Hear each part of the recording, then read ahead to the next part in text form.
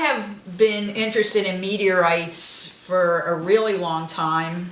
The thing that's very interesting, when you walk outside anywhere and you pick up a stone, what people don't realize is you're holding in your hand a piece of Big Bang.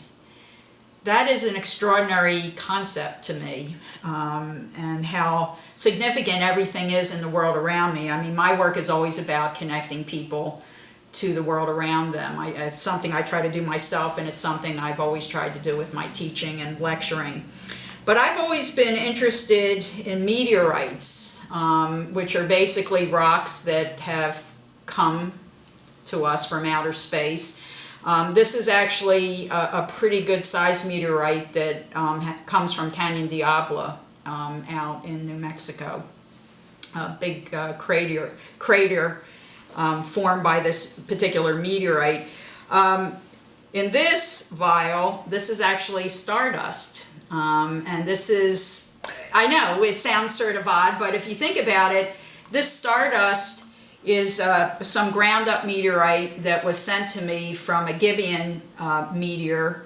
And if you think about it, we're nothing more than stardust. I mean, we are made of the same chemicals that are found, or that came out of Big Bang. And actually, if you think about it, we're probably made out of a lot of recycled things, you know, in terms of that, which is really wonderful, because in a way that means we're all interconnected.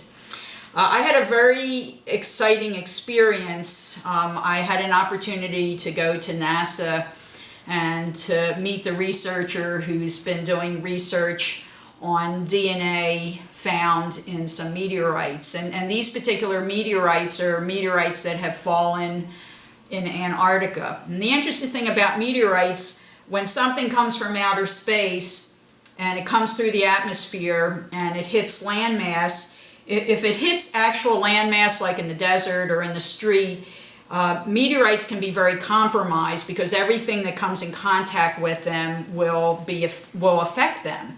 So what happens with meteorites that fall from outer space into Antarctica, they literally are like falling into a freezer, because what happens is they get entombed in ice, so they're very preserved. And according to my research visit at NASA, what I found out is that they take this meteoritic matter and they're able to crush it with a mortar and pestle, very similar to the same thing that we use in cooking. And what they have done is they have identified particles in these particular meteorites from Antarctica that are linked to DNA more conclusively than they ever have been before.